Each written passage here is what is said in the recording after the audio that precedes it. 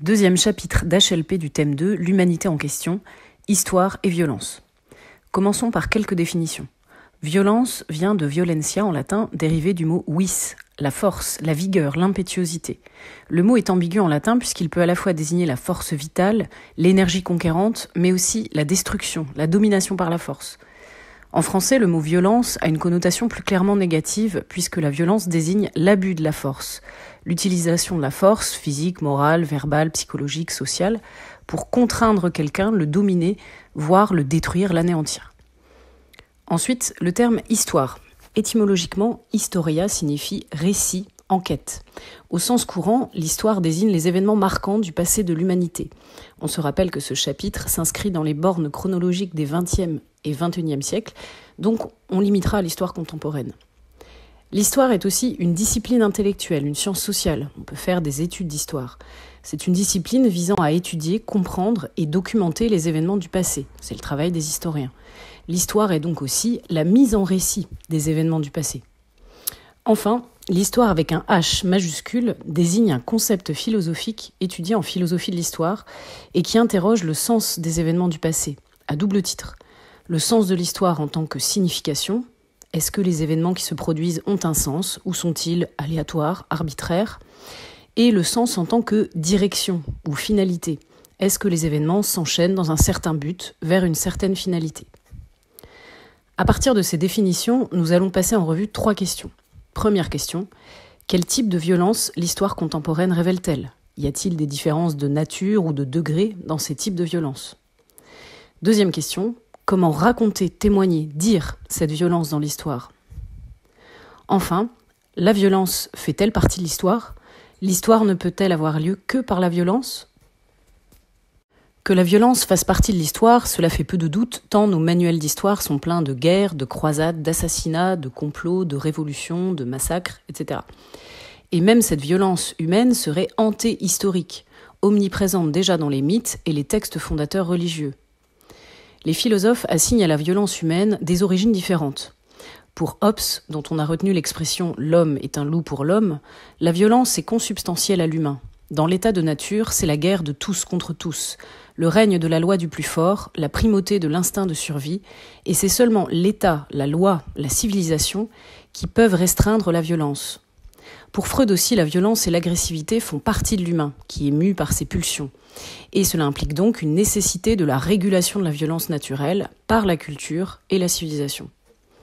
À l'inverse, pour Rousseau, la violence n'est pas naturelle à l'humain, c'est la propriété, et donc la civilisation, qui ont conduit à la hiérarchie et à la concurrence entre les humains, aux inégalités sociales, à la domination, et donc à la violence. Quoi qu'il en soit, l'histoire contemporaine, puisque c'est celle qui nous intéresse, est assez paradoxale, puisque d'un côté, on observe une explosion de types de violence d'une ampleur sans précédent dans l'histoire humaine, et de l'autre, on assiste à une baisse des violences interpersonnelles et une volonté collective de restreindre juridiquement les possibilités étatiques de violence. En effet, d'une part, on assiste à une explosion de formes de violence inédites dans l'histoire de l'humanité, une forme d'extrémisation de la violence. 2 guerres pour la première fois mondiale qui ont fait des millions de morts, des génocides, dont évidemment le plus marquant est la Shoah, mais on peut aussi penser au génocide des Arméniens ou au génocide des Tutsis. On peut aussi penser à l'évolution technique de l'armement, avec de plus en plus d'armes lourdes, des bombes, des missiles, des chars d'assaut, jusqu'aux armes chimiques et nucléaires, dont le pouvoir de destruction sans précédent est tristement incarné par les catastrophes d'Hiroshima et de Nagasaki. D'un point de vue politique, l'émergence des régimes fascistes et totalitaires s'accompagne d'une institutionnalisation de la violence d'État, également inédite dans l'histoire. Bref, au cours du XXe siècle, les humains ont accéléré leur pouvoir de violence et de destruction qui ont pris des formes inégalées. Et pourtant, d'autre part, en Occident, la violence a sans cesse décru depuis le Moyen-Âge. Les sacrifices humains, l'esclavage, l'inquisition, la torture judiciaire, la peine de mort ont décru ou ont disparu dans de nombreux pays. Même les violences interpersonnelles ont décru malgré le fameux sentiment d'insécurité abondamment médiatisé aujourd'hui. En outre, l'humanité n'a jamais autant cherché qu'au XXe siècle à encadrer juridiquement la violence, justement à cause de ces formes de violence extrêmes que sont les 2 guerres mondiales et l'usage de la bombe atomique. C'est au XXe siècle que sont créées des organisations collectives visant à la sécurité et à la sauvegarde de la paix mondiale, avec par exemple la création de la Société des Nations, SDN, après la Première Guerre mondiale en 1919, puis de l'Organisation des Nations Unies, l'ONU, en 1945, après la Seconde Guerre mondiale. Donc l'histoire de la violence humaine en Occident au XXe siècle est paradoxale. La violence est plus rare, mais elle est plus spectaculaire, plus visible, ou au contraire plus diffuse. D'ailleurs, les formes de violence sont variées. Le concept d'histoire dans notre chapitre implique des formes de violence non pas interpersonnelles, mais qui ont un impact sur le plan collectif. La guerre est sans doute le type de violence qui a été le plus raconté, théorisé, fictionnalisé. On ne compte plus le nombre d'œuvres traitant des 2 guerres mondiales, sans doute parce que c'est la forme de violence la plus matérielle, visible et spectaculaire. Mais je vais y revenir ensuite. Il y a donc des formes de violence armées, soudaines, brutales, transitoires, telles que les insurrections, les révolutions, les guerres. Mais il y a aussi des formes de violence plus sournoises, moins visibles, qui s'infiltrent dans le quotidien et deviennent le climat, entre guillemets, normal. On peut penser au régime totalitaire, dont la particularité est que c'est l'État qui fait régner toutes les formes de violence, physiques et psychologiques. Arrestations arbitraires, torture, déportation, exécution, terreur, intimidation, surveillance de masse. La violence est ici totale, puisque le pouvoir régit chaque aspect du quotidien, contrôle chaque parole, surveille chaque comportement. Ainsi, dans le film La vie des autres, on découvre le fonctionnement de la Stasi, le service d'espionnage politique de la RDA, où tout le monde est fiché, surveillé, enregistré, même le personnage principal, qui est pourtant le responsable de la formation des futurs agents de surveillance de la Stasi. Dans un système totalitaire, l'individu n'a plus aucune valeur ni pouvoir. L'individu est zéro, comme le suggère le titre du roman d'Arthur Koestler, Le zéro ou l'infini. Ce roman raconte l'histoire d'un responsable communiste qui devient lui-même la cible du pouvoir. Ce même renversement à la fois ironique et glaçant a lieu dans La plaisanterie de Milan Kundera. En Tchécoslovaquie, Ludvík, un fidèle du Parti communiste, se retrouve accusé de trahison parce qu'il a écrit à sa petite amie une plaisanterie sur une carte postale privée qui sera jugée subversive. Ce type de violence étatique absurde a déjà été traité par Kafka dans Le procès au début du XXe siècle. Un homme est déclaré coupable, mais il ne sait jamais quel crime il a commis. Et il finit non seulement par accepter d'être coupable, mais même à chercher quel crime il a commis. Qu'elles soient physiques ou psychologiques, ces violences sont encore visibles. Mais on peut penser à des formes de violence encore plus diffuses, plus invisibles, comme le concept de violence symbolique développé par Bourdieu. Bourdieu désigne par là l'imposition d'une domination diffuse à travers les institutions politiques et sociales, les représentations, les discours, les stéréotypes ambiants, visant à faire en sorte que les dominés finissent par accepter leur domination et même à la trouver légitime, normale. Ainsi, le racisme, le sexisme, le mépris de classe, le sentiment d'être inférieur socialement peuvent être diffusés par les représentations sociales et appartenir aux violences symboliques. Annie Ernaux évoque souvent ce phénomène dans ses œuvres. Dans La Place, par exemple, elle raconte le fossé social qui s'est creusé entre elle et son milieu populaire d'origine quand elle a commencé ses études de lettres. Fossé notamment avec son père. Elle raconte par exemple le mélange de honte et d'admiration que son père ressentait face au code culturel de la bourgeoisie que sa fille a adopté, ou le décalage qu'Annie Ernaux ressentait face à ses camarades d'études ou à la famille de son mari. Ainsi, les violences commises par la collectivité, l'État, les institutions, les groupes sociaux peuvent être plus ou moins visibles et s'échelonnent en réalité sur tout un continuum de la violence physique à la violence psychologique et symbolique. L'histoire, c'est aussi la trace des événements collectifs. Se pose donc la question de comment raconter la violence, sous quelle forme et pour quelles raisons. Le témoignage autobiographique est l'une de ces formes. Des artistes, des penseurs, des écrivains racontent la violence qu'ils ont vécue de leur point de vue unique et subjectif. Après la Première Guerre mondiale, émerge toute une littérature de guerre qui révèle notamment les conditions de vie extrêmes dans les tranchées. Dans Le Feu de Henri Barbus ou Les Croix de bois de Roland Dorgelès, les écrivains racontent le quotidien des soldats, la sensorialité de la guerre. Dans la faim, la peur, la boue, les explosions d'obus, ils ressuscitent et font parler leurs camarades disparus, mais aussi la langue et l'argot des poilus. Sandrars, dans La main coupée, raconte quant à lui comment il a perdu sa main droite. Apollinaire a écrit sur le front des poèmes à sa maîtresse qui ont ensuite été publiés dans Poèmes à loup. On a aussi toute une littérature mémorielle sous la forme de carnets de guerre, de journaux tenus au jour le jour. Par exemple, Souvenirs de guerre de Alain ou Retour d'Alsace de Jean Giraudoux. On trouve aussi des œuvres d'anonymes qui ont été recueillies et publiées pour participer au devoir de mémoire, comme par exemple les lettres de Poilu ou le journal d'Anne Frank, journal d'une jeune fille juive qui raconte son quotidien avant d'être envoyée dans un camp de la mort nazi. Il s'agit dans tous les cas de montrer la réalité de la guerre pour une conscience individuelle, souvent bien éloignée des idéaux patriotiques de la propagande de guerre. Avec la Seconde Guerre mondiale et les génocides commis dans les camps de la mort nazie, se pose donc aussi la question de comment raconter l'innommable, l'inracontable, l'horreur extrême, qui est d'ailleurs resté un tabou dans les consciences jusqu'aux années 60. Cette fois, c'est la littérature des camps qui émerge. Certains rescapés ressentent le besoin de raconter, de faire voir, de dire l'indicible. Par exemple, Primo Levi, résistant juif italien, dans Si c'est un homme, raconte chronologiquement le traumatisme d'Auschwitz qu'il a vécu, depuis sa déportation jusqu'à la libération du camp.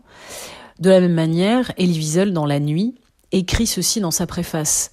« Seuls ceux qui ont connu Auschwitz savent ce que c'était.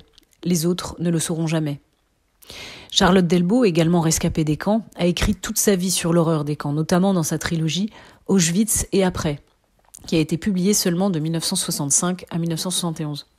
Tous font le constat de la déshumanisation produite par la violence des camps, déshumanisation des victimes et déshumanisation des bourreaux. Plus proche de nous dans le temps, on peut penser aux divers témoignages des victimes d'attentats terroristes, notamment ceux de 2015 en France, comme celui du Bataclan, ou l'attaque de Charlie Hebdo, raconté par exemple par Philippe Lançon dans Le Lambeau, puisqu'il était journaliste à Charlie Hebdo et qu'il a vécu de l'intérieur cet attentat. Mais l'autobiographie n'est pas l'unique moyen de révéler la violence de l'histoire. Les œuvres de fiction permettent aussi de réfléchir à des situations de violence universelles. Par exemple, la réécriture du mythe permet d'éclairer l'histoire contemporaine par des personnages mythiques archétypaux, comme c'est le cas par exemple dans Antigone d'Anouilh. Antigone s'oppose au roi Créon qui refuse de donner une sépulture à son frère Polynice et elle risque sa vie pour ça. Cette pièce, qui a été écrite pendant la Seconde Guerre mondiale, acquiert donc une signification très contemporaine, très actuelle, car Antigone incarne la résistance face à un pouvoir injuste. La fiction peut aussi servir d'illustration philosophique ou politique dans des œuvres engagées. C'est le credo de Sartre dans Qu'est-ce que la littérature ? L'écrivain doit s'engager et prendre position face aux problèmes de son temps. L'usage de la violence politique et révolutionnaire est notamment le thème des pièces Les Mains sales de Sartre et la pièce Les Justes de Camus. C'est pourquoi la fiction est aussi un bon moyen de confronter les points de vue.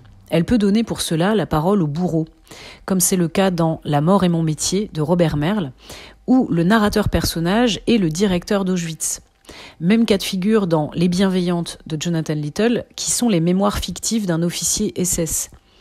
L'idée est d'adopter la perspective du criminel pour comprendre comment l'atrocité de la Shoah a été possible.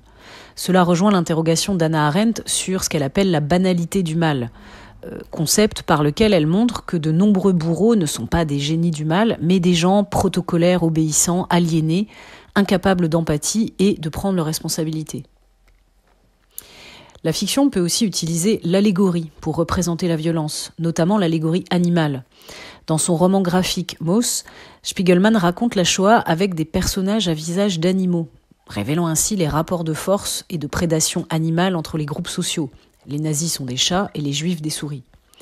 De même, la pièce Rhinocéros d'Ionesco, appartenant au théâtre de l'absurde, raconte une épidémie fantaisiste de rhinocérites. Tout le monde se transforme en rhinocéros. Cette pièce a souvent été lue comme une allégorie du fascisme. Le rhinocéros incarne une forme de grégarisme bestial et violent.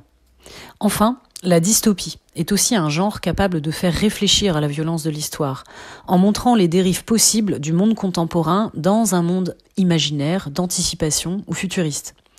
De nombreuses dystopies imaginent des mondes totalitaires glaçants, où toutes les libertés individuelles ont été supprimées.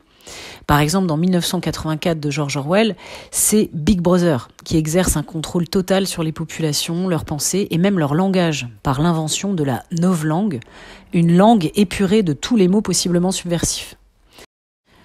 Enfin, il faut interroger le concept philosophique d'histoire. L'histoire a-t-elle un sens, une finalité ? L'histoire ne peut-elle avoir lieu que par la violence ? Dans la vidéo Création, continuité, rupture, j'évoquais la vision de l'histoire chez Hegel. Celui-ci considère que l'histoire humaine va vers plus de progrès et que sa finalité est la paix et l'avènement de la civilisation. Marx, quant à lui, considère que le moteur de l'histoire est la lutte des classes, dont l'aboutissement sera l'abolition des classes sociales. Tous deux pensent en fait que la marche des événements a un but positif, l'amélioration de la condition humaine. Or, chez Hegel et chez Marx, la violence a aussi un rôle à jouer. Dans Raison et Histoire, Hegel considère que la violence est nécessaire à l'histoire, que c'est par la violence que les humains accèdent au progrès, que la violence est un mal pour un bien, une étape inévitable. Le grand homme, dont Hegel prend pour exemple Napoléon, est celui qui marque l'histoire et qui sait utiliser la violence pour faire advenir une vision, un projet, un bouleversement historique nécessaire. Dans Le Capital, Marx montre que l'imposition du système capitaliste est en soi une violence, à laquelle il est légitime de répondre par la violence. La violence révolutionnaire visant à renverser l'État et le système capitaliste serait donc une réponse justifiée, une violence défensive défendant un projet positif. Cela pose donc la question de la légitimité de la violence. Dans certains cas, elle serait justifiable, inévitable et même nécessaire. On peut penser au particulier au phénomène de la décolonisation au XXe siècle, qui s'est parfois accompagné de violences, attentats, insurrections, guerres civiles, guerres d'indépendance. Or, cette violence vise à l'émancipation et l'indépendance de peuples qui ont été privés de leur autonomie politique. L'usage de la violence semble ici plus légitime que dans d'autres cas, même si la question de la légitimité de la violence fait évidemment débat. D'ailleurs, le concept de non-violence naît aussi au XXe siècle, comme instrument en tout cas de lutte sociale et politique. Elle est illustrée par exemple par Gandhi, qui a lutté pour l'indépendance de l'Inde, et par Martin Luther King, qui a milité pour l'obtention des droits civiques de la communauté afro-américaine au moment de la ségrégation raciale aux États-Unis. Que la violence soit légitime ou illégitime, justifiable ou non, elle est souvent associée à la marche de l'histoire. Mais les chocs des deux guerres mondiales ont ébranlé la conception finaliste de l'histoire. Et si l'histoire n'avait pas de sens ? Et si la violence n'avait pas de sens ? On trouve déjà ce sentiment d'absurdité dans le roman Voyage au bout de la nuit de Céline. Le personnage, Ferdinand Bardamu, est un homme ordinaire, un anti-héros, un peu lâche, qui se retrouve au front pendant la Première Guerre mondiale et pour qui la violence de la guerre est totalement absurde, incompréhensible, irréelle. Après la Shoah, la vision progressiste de l'histoire est en crise. La paix rêvée par Kant et Hegel s'est heurtée à l'extermination de masse, le progrès technique et la rationalisation scientifique ont été appliqués dans la solution finale, le rêve révolutionnaire de Marx a été dévoyé par le stalinisme, bref, la foi dans l'histoire est fortement ébranlée. C'est pourquoi à cette époque, naît la littérature de l'absurde, avec le théâtre de Beckett et de Ionesco et les œuvres romanesques et philosophiques de Camus. Aujourd'hui, au XXIe siècle, les violences ont pris de nouvelles formes, utilisant les nouvelles technologies. Terrorisme par l'image et la diffusion sur les réseaux sociaux, cyberattaques, conquête de l'espace, surveillance digitale. Ces mutations invitent à réfléchir au monde de demain, ce qui est l'un des objets du dernier chapitre, L'humain et ses limites, pour lequel je vous dis à bientôt.